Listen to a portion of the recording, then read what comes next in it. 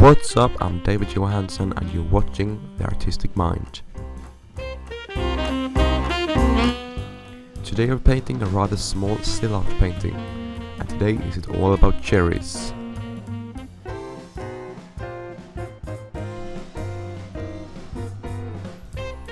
As you can see, I start blocking in the base color of these cherries, the local color. It's rather dark, since the berries were... the local color was quite dark, so you will see later on that they are not bright red, they're quite dark.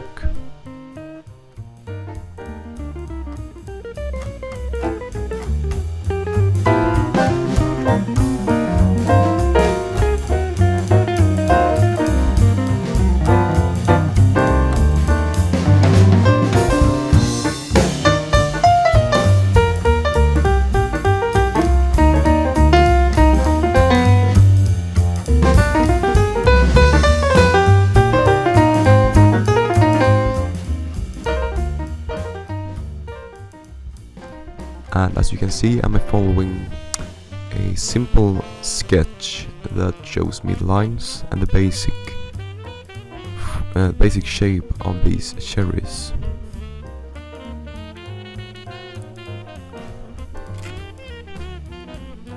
This is usually very important when you paint a still life.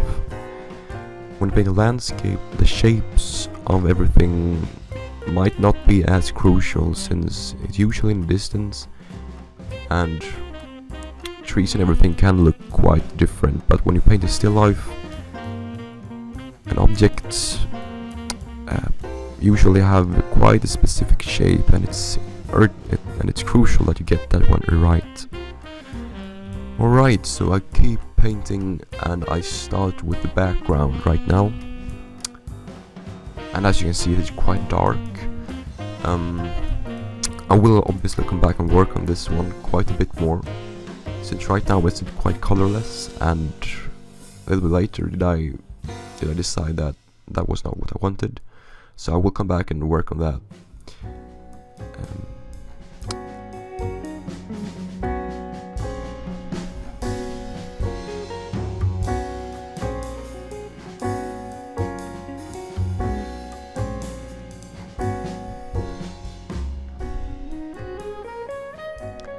I choose to do the background quite dark, since I wanted all focus on the cherries.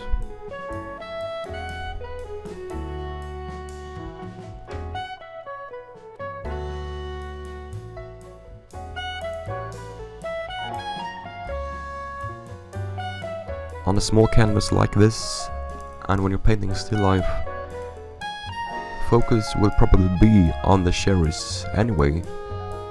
But it doesn't hurt to emphasize it even more. That could take your painting to another level.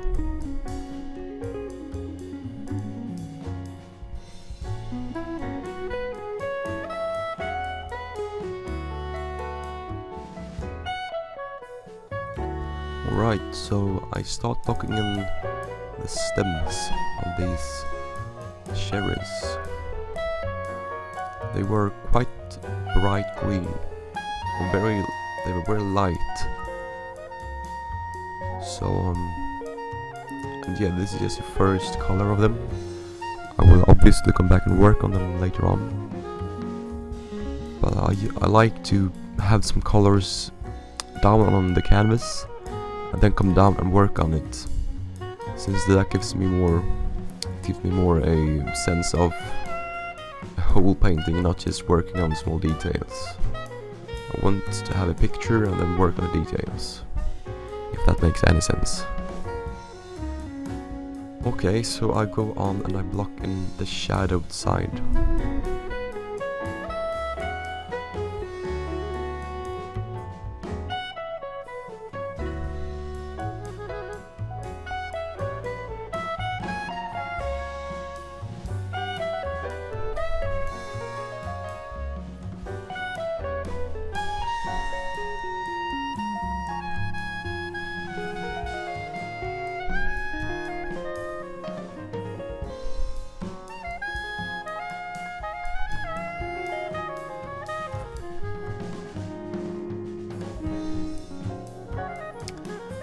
Here I start working on the shadows on the actual space that on the surface that these cherries are standing on.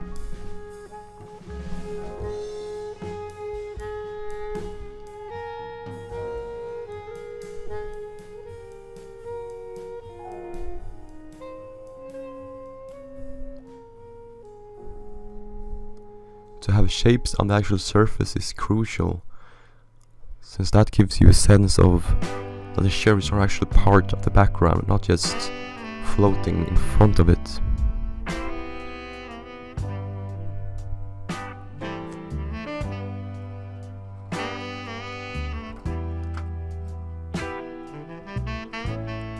And as you understand, it's light coming from the right.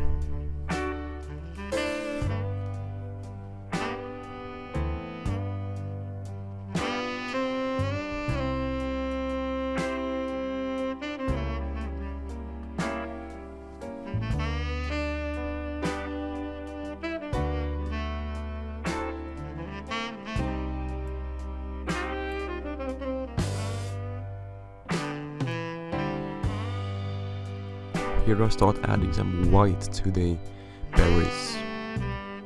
This white is the highlight of the cherries. My light source today was quite a cold light, and then I decided to use white as a highlight color. To use a bright red or anything similar would seem quite out of place in this particular painting, so I choose to have white.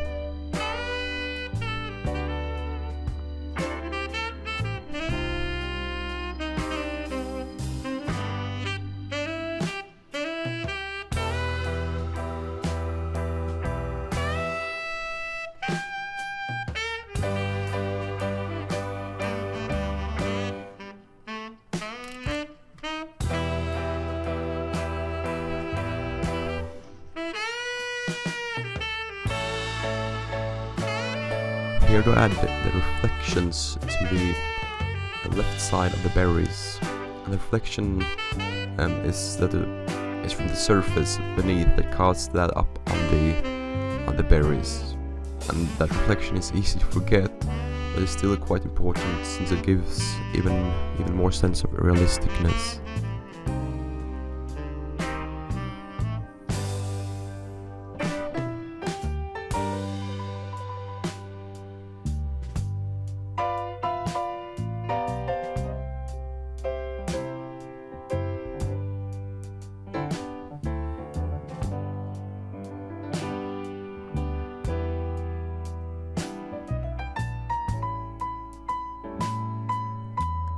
Here I start working on the shadow on the left berry that the right berry is casting on it. This is an important shadow since it gives a sense of distance between these two berries. Distance is not big, but there is still a distance, and it's important to show that.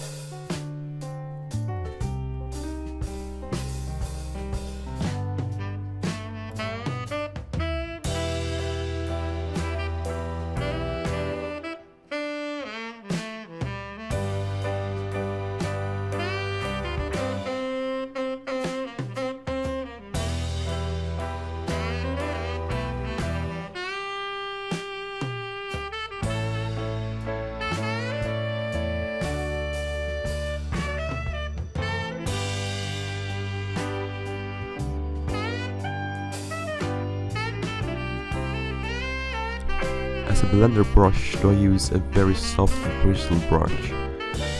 This is very important when you paint especially still lifes or soft shapes like a berry. Nothing can be sharp, like sharp edges would absolutely destroy it, so blend very well when you paint a berry or anything round it.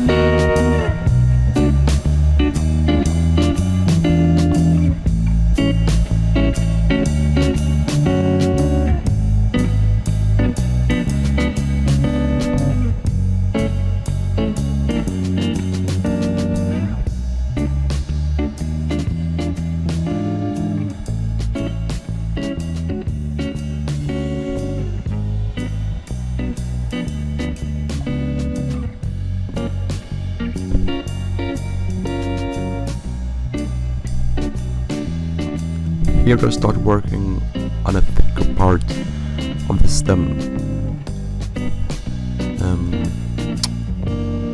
I tried quite a bit to make it look good, but later on I decided to actually paint it over with the background color. Since I just felt like I couldn't get it right, and I don't want anything that looks like, you know, kinda right.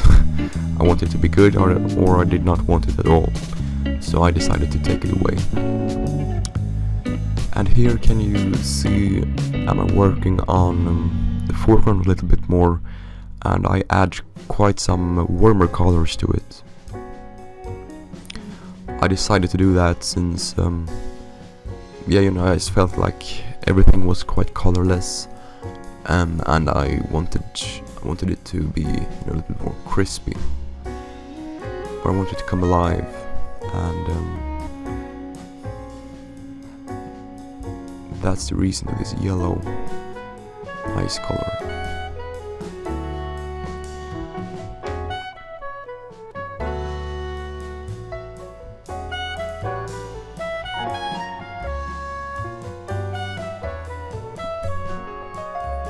I work around the sheerest with the color to make them stand out even more, since if they are dark behind, they will kind of like melt into the background. But now that I have a more light background for the berries, and let's make them stand out and, you know, a little bit crispy, if that makes any sense.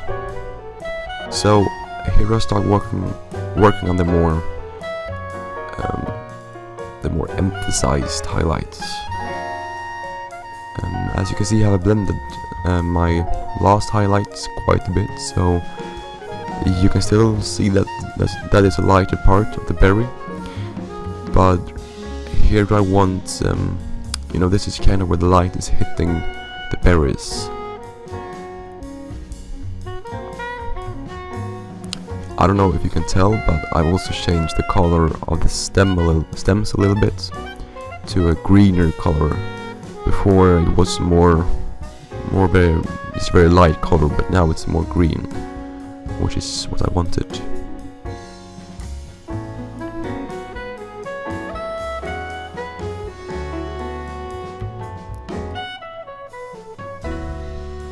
And you maybe wonder what if I have a reference photo or anything, but no, I have these berries set up to the left of my easel, and unfortunately you cannot see them here, but I wanted a really close-up shot on the canvas when I was painting, so I couldn't have both. But so I have them standing next to me, and to have them like for real is pretty good, since that gives you more. I mean, you can mix a color on your palette, and then you can hold up next to the object and judge if the color is right, or if you need some adjustments.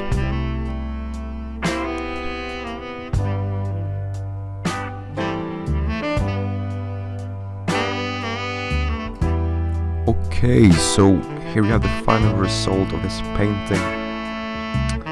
Thank you very much for watching. Also, please take a look at my other videos. They're all to help you with your painting. So if you enjoyed or learned something new, please leave a like and subscribe to see more content coming soon. I'm David Johansson, and until next time, bye bye.